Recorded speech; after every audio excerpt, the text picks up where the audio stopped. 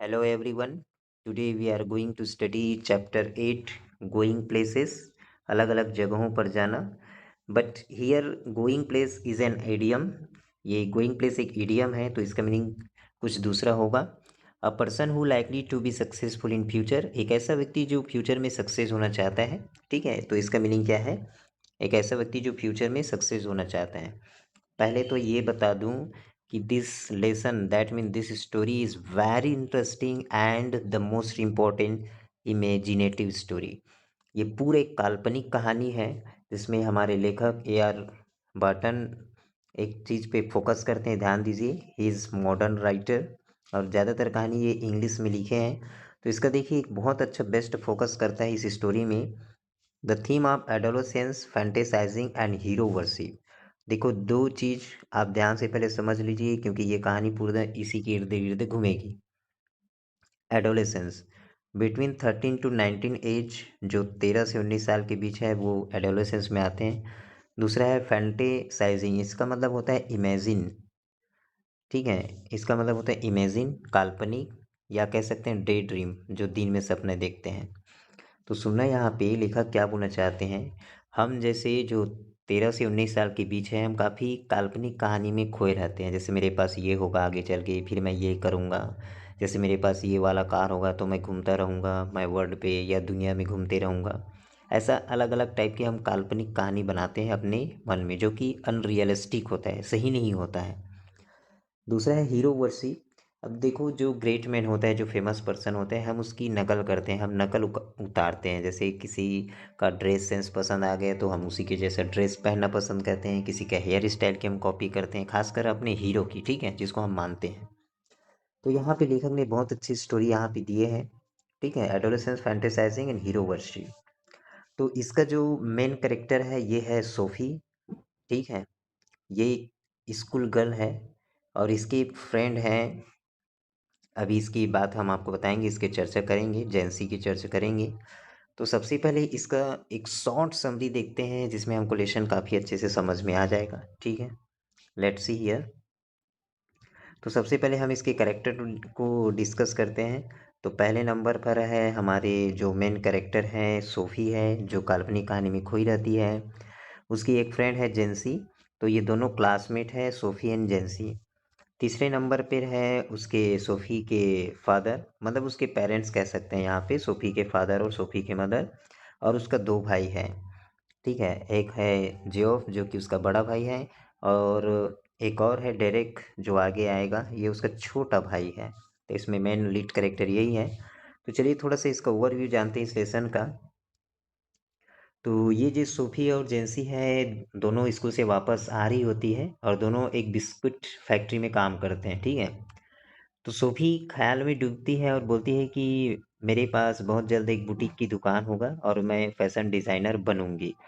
तो जैसे उसको समझाती है कि बड़े सपने मत देखो, उसके लिए बहुत सारा पैसा चाहिए. तो सोफ़ी जवाब देती है कि ठीक है, तो मैं एक दिन अभिनेत्री बनूंगी, मतलब एक्ट्रेस बनूंगी, फिर पैसा कमाऊंगी, फिर बुटीक चलाऊंगी. लेकिन वो जैसी कहती है कि आप इस सपनों से बाहर आइए जो कि रियलिस्टिक नहीं है. अब दोनों के दोनों अपने अपने घर चले जाते हैं. ठीक है, तो घर पहुंचकर सोफ़ी अपनी उस छोटे से घर में घुटन महसूस करती है जो चूल्हे की भाप से भरा है और गंदे बर्तनों के कारण पूरा अव्यवस्थित लग रहे हैं. ठीक है, और फिर वो अपने भाई के पास चला जाता है. वो अपने भाई को, एक व्यक्ति है केसी के साथ अपनी डेट के बारे में बात करती है. तो उसका भाई उस पर यकीन नहीं करते हैं, लेकिन उसे अपनी कहानी पर यकीन करने का मौका देती है. ठीक है, फिर वो अपने हीरो केसी से मिलने एक दिन वो अपने हीरो केसी से मिलने एक नहर के पास गुप्त जगह जाती है, जो वहाँ नहीं आता है. वह जानती कि यह सिर्फ उसका भ्रम था, लेकिन वो उसके प्यार में इतनी खोई थी कि वो उससे बाहर नहीं निकल पाती है. अंत में वह दिल में उदासी के लिए अपने घर लौट जाती है. लेकिन जब उसकी नज़र रॉयस बुटीक पर पड़ती है तो वह फिर से खुद को अपने हीरो के सपने में खोई हुई पाती है. ठीक है, ये काफ़ी इंटरेस्टिंग स्टोरी है. So let's start this lesson. चलिए देखते हैं, आगे बढ़ते हैं. तो हमने करेक्टर को समझ लिया है, अब ध्यान से देखते जाना, पढ़ते जाएंगे. When I leave, Sophie said, coming home from school I am going to have a boutique. सबसे पहले इस वर्ड को समझो, बुटीक का मतलब क्या है. It is a shop for fashion designer.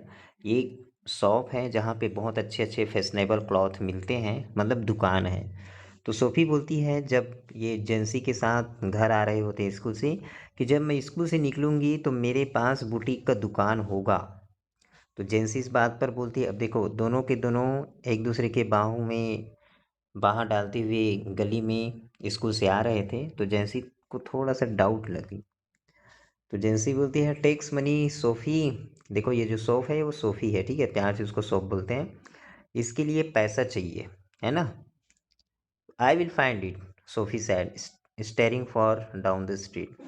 तो जब बोलती है जेंसी कि आपको बुटीक दुकान के लिए पैसे चाहिए, तो सोफ़ी भी बोलती है कि नहीं, मैं इसको ढूंढ लूँगी, मैं कहीं से इसका अरेंजमेंट कर लूँगी। तो take you a long time to save that much, इतना सारा पैसा इकट्ठा करने के लिए आपको बहुत लंबा टाइम चाहिए, बहुत लंबा समय लग जाएगा। तो फिर इस बात पे सोफी बोलती है, ठीक है, I will be a manager then, तब तो मैं मैनेजर बनूंगी, है ना। टू बिगिन विद दिस, तो पहले मैं मैनेजर बनूंगी, उसके बाद फिर मेरे पास बहुत सारा पैसा हो जाएगा। खैर कोई बात नहीं, I know just how it's all going to look. कोई बात नहीं, मेरे को पता है कि ये मेरा बुटीक का दुकान कैसा दिखने वाला है। मतलब देखो यहाँ पे जो है ये सोफ़ी इमेजिन कर रही है, ठीक है, किस प्रकार होगा, सपनों में खो रही है। They wouldn't make you manager state of Sophie, वे लोग डायरेक्ट आपको मैनेजर नहीं बना देंगे। भैया आप कोई सा भी दुकान में जाओगे तो डायरेक्ट आपको ऊंची पोस्ट पे थोड़ी ना रख देंगे, ऐसा ये जेंसी का मानना था। आगे चलते हैं। I will be like Mary Quant, ठीक है, जब मैं मैनेजर नहीं बन सकती तो मैं मैरी क्विंट बनूंगी। ये जो मैरी क्विंट है ये बहुत बड़े फैशन डिज़ाइनर है, फेमस है। तो सोफ़ी बोलती है कि ठीक है, मैं मैरी क्विंट बन जाऊंगी। आई विल बी अ नेचुरल, और मैं प्योर नेचुरल रहूँगी, मतलब जो मेरी फैशन डिज़ाइनर का तरीका है वो एकदम नेचुरल होगा। They will see it from the start, और ये दे कौन है, लोग हैं। लोग इसको शुरुआती से ही देखेंगे। And I will have the most amazing shop this city have ever seen, और मेरे पास इतना अच्छा बुटीक का दुकान होगा जो कि आज तक इस शहर वाले ने देखा नहीं है। फिर जेंसी, जिसको काफ़ी अच्छे से पता है कि भैया उसका एक ही टारगेट है, एक ही बात, एक ही चीज़ फिक्स है। क्या है वो, बिस्किट की फैक्ट्री। इनको बिस्किट की फैक्ट्री में जाना है, जेंसी को ये बात पता है। तो बेचारी सैड हो जाती है, मेलनकोली मतलब सैड। सी विश्ड सोफी वुडन से दिस थिंग, अब वो विश करती है, प्रार्थना करती है कि सोफी आगे इस बात को ना दोहराए, इस प्रकार के सपनों में ना खोए रहे। तो जब वे गली में पहुंच जाते हैं सोफ़ी के घर के पास, तो फिर से बोलते हैं, it's only a few months away now SoFi, अब केवल कुछ महीने ही रह गए हैं। You really should be sensible, आपको वास्तव में थोड़ा सेंसिबल होना चाहिए, आपको सोचना चाहिए, ठीक है। मतलब यहाँ पे समझाना चाह रही है एजेंसी कि हम जल्दी स्कूल से निकलने वाले हैं और आपको थोड़ा सा एक सेंसिबल पर्सन होना चाहिए, आपको सोचना चाहिए आपको, ठीक है। They don't pay well for the shop work, वे आपको आपकी दुकान के लिए ज़्यादा पैसे नहीं देंगे, ये बात आपको पता है। And even your dad would never allow it, और यहाँ तक कि आपके पापा भी इसकी अनुमति आपको नहीं देंगे, ठीक है। तो और an actress, now there is real money in that. अच्छा चलो, अब ये एक्ट्रेस की बात करेंगे, हीरोइन की बात करेंगे। बोलते हैं कि इसमें तो बहुत सारा पैसा है। Yes, and I could may be have the boutique on the side, तो मैं जब मैं एक्ट्रेस बन जाऊंगी तो इसके ये साइड बिजनेस में मैं बुटीक भी खोल सकती हूँ, है ना, क्योंकि एक्ट्रेस को फुल टाइम काम नहीं करना पड़ता, है ना। एनी वे दैट और fashion designer you know something a bit sophisticated. Any way चलिए, कोई बात नहीं, छोड़ो, ये जो फैशन डिज़ाइनर हो एक्ट्रेस हो आप अच्छी तरह से जानते हैं। फिर क्या होते हैं, वो अपने घर में चली जाती है, ठीक है। और जो जेंसी है वहीं पे खड़े रह जाती है, और बारिश भी हो रही थी, मतलब खड़ी नहीं हो जाती है, अपने घर के लिए जाने वाली रहती है, तो उसको छोड़कर ही ये सोफ़ी अपने घर के अंदर आ जाती है। If I ever come into money, जब मेरे पास पैसा होगा मैं बुटीक खोलूँगी, ठीक है, हाँ। If you are come into money, if you are come into money you will buy us you will buy us blessed decent house to live in. अब उसके पापा बोलते हैं, हाँ, यदि आपके पास पैसा आ जाएगा तो आप हमारे लिए बहुत शानदार घर खरीदोगे, है ना, और इसके लिए बहुत बहुत धन्यवाद, पापा बोलते हैं उसके। तो Sophie's father was स्कूमिंग shepherds bye, ध्यान दो, ये जो शेफर्ड पाई है टाइप ऑफ फूड है, एक स्वादिष्ट खाना है। तो इसको एकदम जल्दी जल्दी खा रहे थे, स्कूपिंग स्कूपिंग का मतलब बहुत जल्दबाजी में खा रहे थे उसके पापा। And his mouth as hard as he could, जितना वो खा सकता था। और his plum face still creamy and sweet, sweat, उसके जो गोल मटोल चेहरा है अभी तक गंदा है और साथ ही पसीना है उसमें, दिन की काम से। अब दिन में कोई काम किया रहेगा तो चेहरा तो ऐसे ही होगा। She thinks money grows on trees, doesn't she that. अब उसका छोटा भाई बोलता है कि इसको लगता है सोफी को कि भैया पेड़ पैसे ही पर उगते हैं, है ना डैड। अब उसके छोटा भाई बोलते हैं, जब उसके पापा चेयर पर बैठे रहते हैं और उसके पीछे वो झूलते रहते हैं, बोलते हैं, है ना पापा, पेड़ पर फलता है। देयर मदर साइड, अब उसकी माँ लंबी सांस लेती है, मतलब ये शो करती है कि हाँ अब इन लोग का शुरू हो गया नाटक। आगे, सोफी वॉच्ड हर का मतलब उसकी मम्मी है। Sophie watched her back stood over the sink, sink का मतलब है जो बेसिन होता है ना जहाँ पे बर्तन धोते हैं। तो सोफी अपनी माँ को देखती है कि उस बेसिन के पास वो बेंट है, थोड़ा सा झुकी हुई है उसकी माँ। और ये सोचती है at the incongruity of the delicate bow which fasten her apron string the delicate swimming how and the crooked back. अब देखो एप्रॉन, जो सेफ लोग होते हैं, खाना बनाने वाले होते हैं, एक प्रकार का कपड़ा पहनते हैं, उसमें ना एक रस्सी होता है बांधने का। तो ये सोचती है सोफी कि मेरी माँ जो है देखो, इसको ज़रा से भी परवाह नहीं है, परवाह का मतलब इसको ध्यान नहीं है, दिन के कामों से बेचारी कितनी मेहनत करती है। कि ये जो एप्रॉन है, जो एप्रॉन जो पहनी हुई है, ठीक है, उसमें फास्टेंड हो रहा है, मतलब वो जो वो है, जो रस्सी है, जो रस्सी है, जो गांठ बांधे हुए हैं वो, ठीक है, वो छूट रहा है धीरे धीरे। तो मेरी माँ को इतना भी हौस नहीं है दिन के कामों से बेचारी। फिर क्या होता है, शाम का समय आ जाता है, शाम ढल जाती है और शाम का जो अंधेरा है, खिड़की से आप नज़ारा देख सकते हैं बाहर में।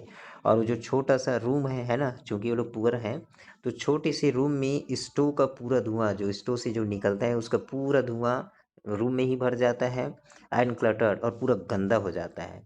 और उसके जो पापा जो है लंबी जो सांस ले रहे हैं, हैवी ब्रीथिंग, मतलब सांस की प्रॉब्लम हो रही है, साथ ही वो बनियान पहने हुए हैं।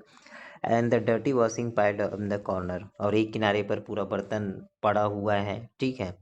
तो Sophie felt a tightening in her throat, और ये सब सिचुएशन को देख करके सोफी को थोड़ा सा घुटन महसूस होती है। तो वो फिर अपने भाई के बड़े भाई जियोफ के पास चली जाती है। फिर क्या होता है, तो अब उसकी भाई की बात होगी, जियोफ, जियोफ जो कि कारपेट के ऊपर न्यूज़पेपर बिछा के उसके ऊपर घुटनों के बल बैठकर टिंकरिंग कर रहा था। टिंकरिंग का मतलब रिपेयरिंग कर रहा था मोटरसाइकिल को। और वो लगभग 3 साल हुआ था स्कूल से पास आउट हुए, और वो एक एन अप्रेंटिस मैकेनिक था। वो अप्रेंटिस मैकेनिक का मतलब होता है नौसिखिया, जो अभी भी सीख के आया हो, मतलब अभी भी सीख रहा हो, पूरी तरह से ट्रेंड नहीं, ठीक है। जो कि बेचारा travelling to his work each day to the far side of the city, जो कि अपने काम के लिए सिटी के दूर, मतलब थोड़ा दूर में सिटी की ओर वो जाता था। He was almost grown up now, वो लगभग बड़ा ही हो चुका था। एंड सी सस्पेक्टेड, सी का मतलब सोफी है, वो ऐसा मानती है कि उसकी लाइफ कितना, वो अपनी लाइफ में कितना खुश है, वो जो चाहे वो कर सकता है ना। विच सी न्यू नथिंग, और वो कुछ भी नहीं जानती थी उसके बारे में। About which he never spoke, क्योंकि ये जो उसका भाई है जियोब, उसको कभी बताया ही नहीं है। तो सोचती है कि अरे यार हाँ, इसका लाइफ में पता नहीं क्या क्या होगा, ठीक है। ही सैड लिटिल एट ऑल, वो बस थोड़ा सा बात करता था, थोड़ा बहुत बस बताता था। एवर वॉलेंटरली, जब उसका मन करता। Words had to be prised out of him like stone out of the ground, जिस प्रकार ग्राउंड से पत्थर उठाने में जितना एफर्ट लगाना पड़ता है ना, बस इसी तरह से उनसे शब्द बुलवाना भी, इसमें मेहनत करना पड़ता, मतलब वो शायद ही कभी बोलता है, यहाँ पे ये बताना चाह रहा है, वो बिल्कुल बोलना पसंद ही नहीं करता उसका भाई। And she jealous of his silence, और इसी चुप्पी की वजह से, अपने भाई की चुप्पी की वजह से वो उसे जलन करने लगी थी। When he was not speaking, it was as though he was somewhere out in the world, in those places he had never been. और जब वो कुछ नहीं बोलता तो उसको लगती है, मतलब सोफी को ऐसा लगता है कि ये कहीं ना कहीं है, ये घर में नहीं है, ये कहीं ना कहीं गया हुआ है, ये दुनिया के अलग अलग प्लेस में घूम रहा है, जो कि काफ़ी इसकी हैप्पी लाइफ है, ये ऐसा सोचती है। Whether they were only the outlying district, और या तो ये हो सकता है हमारे घर के आसपास का सिटी या फिर सिटी के बाहर सराउंडिंग में ये कहीं पे गया हुआ है। कौन जाने, किसको पता कि ये कहाँ जाता है कहाँ आता है। They attended a special फैसिनेटर simply, और ये सब जो बाहरी दुनिया है ये तो केवल उसके लिए एक कल्पना मात्र है, उस लड़की सोफ़ी के लिए, है ना। And they were unknown to her, और ये बिल्कुल उनसे अनजान है, सोफ़ी तो बिल्कुल पता ही नहीं है। And riven out of her reach, और उसके पहुंच से भी बाहर है।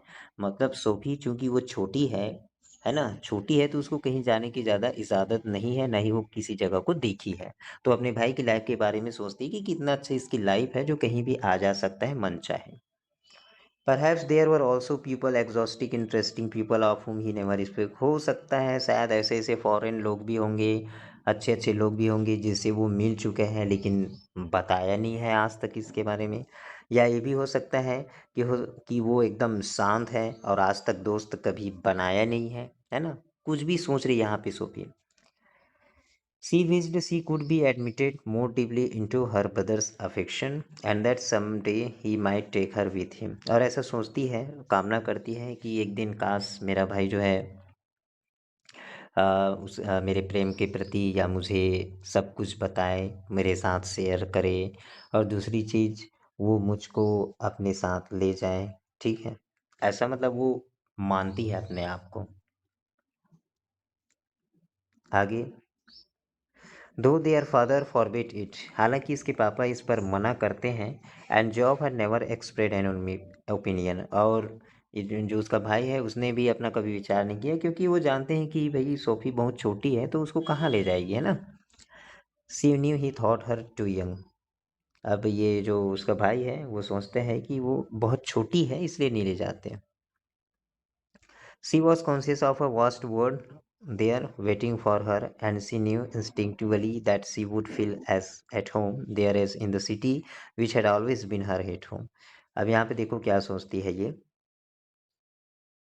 वो बिल्कुल ये जान जाती है, वो मानती है, उसको याद है कि ये जो दुनिया है, इतना बड़ा जो दुनिया है, वो सोफ़ी का वेट कर रहा है, ठीक है। और वो ऐसा फील करती है कि वो जो पूरी दुनिया है उसका एक घर है, जो जाएगी वहाँ तो उसका बिल्कुल स्वागत करेगी। मतलब ये जो दुनिया है ना उसका वेलकम करेगी सोफ़ी का, जहाँ तक आज तक वहाँ नहीं गई है वो। She saw herself riding there behind जियो, अब देखो फिर से यहाँ पे इमेजिन स्टोरी चालू हो रही है। बड़े ध्यान से समझना, क्वेश्चन मोस्ट इम्पोर्टेंट यहीं से बनने वाला है, बनता भी है। तो वो अपने आप को देखती हैं कि वो अपने भाई के पीछे बैठा हुआ है, मतलब राइडिंग कर रही है, और उसका भाई जो है नया शाइनिंग ब्लैक लेदर मतलब जैकेट पहना हुआ है, और वो पीले कलर की ड्रेस पहनी हुई है, ठीक है। जो कि जब अब बाइक चल रहा है ना, तो पीछे की तरफ हवा आ रहा है तो उड़ रही है, ऐसा वो इमेजिन कर रही है। There was the sound of applause, और तालियों की गड़गड़ाहट की आवाज़ आ रही है, मानो कि दुनिया खड़ी हो गई हो उसका वेलकम करने के लिए। देखो कितना अच्छा इमेजिन है। ही सेट फ्रोनिंग, अब देखो यहाँ पे में जो उसका इमेजिनेशन है वो यहाँ पे बंद हो जाती है। सुनना यहाँ पे ध्यान से। He sat frowning at the oily component he cradle in his hand, अब ये जो उसका भाई है, ध्यान से सुनना है, ये जो उसका भाई है अब वो बाकायदा गुस्से में बैठ जाता है। कहाँ पे बैठ जाता है, सुनना ज़रा ध्यान से। एज दो इट वर स्मॉल डम एनिमल, देखो वो बाइक रिपेयरिंग करते हैं तो उसके हाथ में छोटा छोटा ये डम है, ठीक है। तो ये जो डम है, और ये काफ़ी ऑयली है, इसमें पूरा तेल लगा हुआ है। तो क्रेडल का मतलब है होल्ड। तो होता क्या है कि वो ना गुस्से से बैठ जाता है एट द ऑयली कंपोनेंट, मतलब जहाँ पे पूरा चिपचिपा लग गया है। ही क्रेडल इन हिज हैंड, और अपने हाथ में एक पकड़ लेता है क्या, वो जो डम होता है, ठीक है।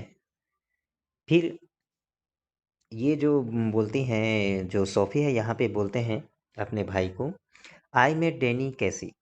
अभी डैनी केसी कौन है, it he is a famous football player. ये जो डैनी केसी है फुटबॉल प्लेयर है। तो बोलती है सोफी कि मैं डैनी केसी से मिला, ठीक है।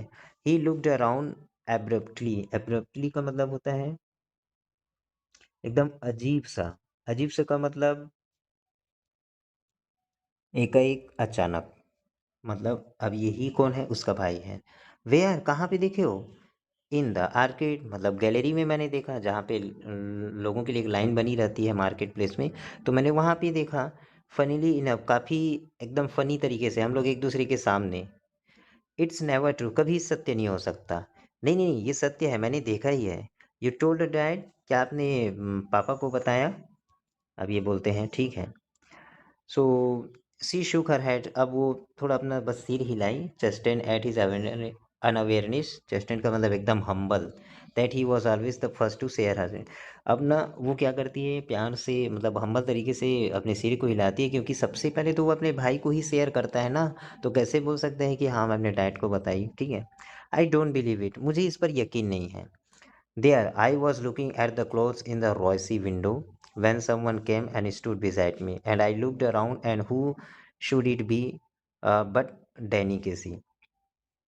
ध्यान से सुनना यहाँ पे क्या बताना चाह रहा है। सोफ़ी कहती है कि मैं वहाँ एक क्लॉथ पे गया हुआ था, क्लॉथ सेंटर पे, तो मैंने वहाँ पे देखा कि रॉयसी विंडो के पास, एक रॉयसी विंडो है, कोई आया और मेरे बगल में खड़ा हो गया। फिर मैं चारों तरफ देखा, and who should it be but Danny Casey, और कौन हो सकता है ऐसा मैं सोची, तो डैनी केसी था। ठीक है, चलिए आगे चलते हैं। ऑल राइट, ठीक है, what does he look like, चलो कोई बात नहीं, ठीक है, वो कैसा दिखता है? Oh come on, you know what he look like, आपको पता है भाई वो कैसे दिखता है। क्लोज टू आई मीन, अरे मेरा मतलब है पास से दिखने पर, मतलब नियर आने पे कैसा लगता है।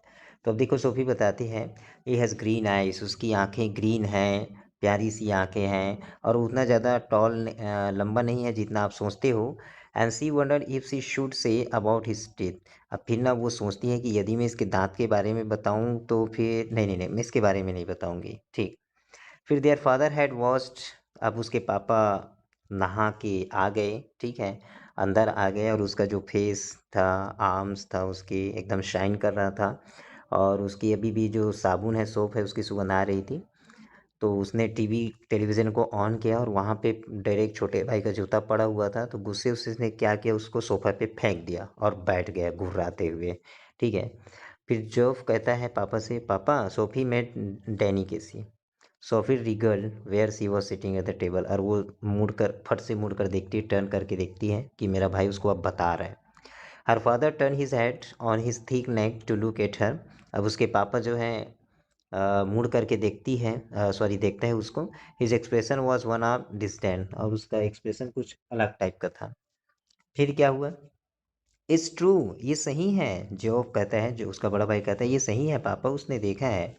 फिर उसके पापा बोलते हैं, I once knew a man, मुझे एक आदमी पता है, who had known Tom Finney, ठीक है, जो उस टॉम फेनी से मिलकर आए। अब ये टॉम फेनी को है, ये भी एक फेमस फुटबॉल प्लेयर है।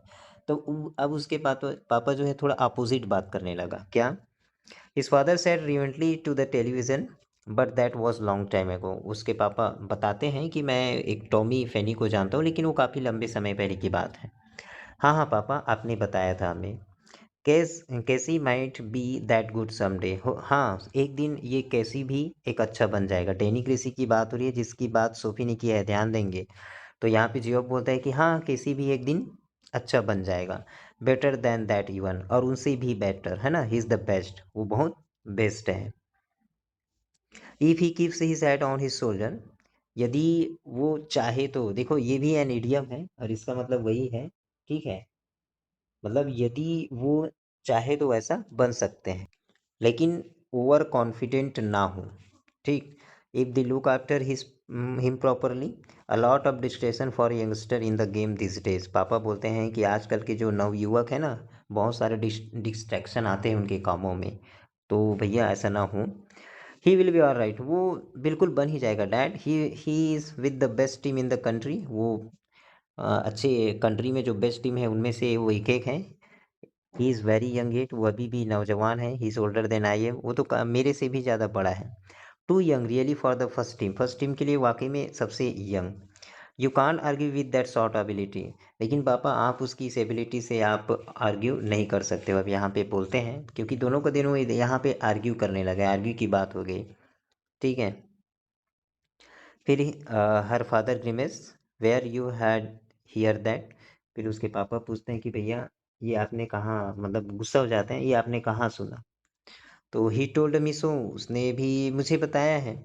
ही मटर समथिंग इनऑडिबल, अब वो चुपचाप ना, इनऑडिबल का मतलब बिना किसी के सुनाए, तो वो चुपचाप जो है थोड़ा सा मटरिंग करता है, बड़बड़ाता है। And drag himself around in his chair, और अपने आप को चेयर से खींचता है, ड्रैग करता है। This another of your wild story, क्या ये कोई आपकी दूसरी मनगढ़ंत कहानी है, या आपकी कोई काल्पनिक कहानी है? फिर she met him in the orchard, भाई बोलता है कि वो गैलरी से मिला है पापा जी, गैलरी में। And told him how it had been, और ये भी बताया कि किस प्रकार मिला। So one of this days you are going to talk yourself into a load of trouble, इन दिनों आप अपने आप को एक समस्या में डालने जा रही हो। हर फादर सैट, है ना, एग्रेसिवली, एकदम गुस्से से बोला कि इन दिनों आप अपने आप को ट्रबल में डालने वाले हो। Job not it's true don't you job, अब जियोफ को भी अच्छे से पता है ना Geoff? He don't believe you दो ही वुड लाइक टू, वो आप पे यकीन नहीं करता है, सिर्फ आप बच्ची हो, छोटी हो, इसलिए आपकी बातों को वो मानता है, ऐसा जियोफ का कहना था। ठीक है। So my dear student, I hope you understood well. Next part 2 में हम यहाँ से पढ़ेंगे the table lamp. Thank you so much.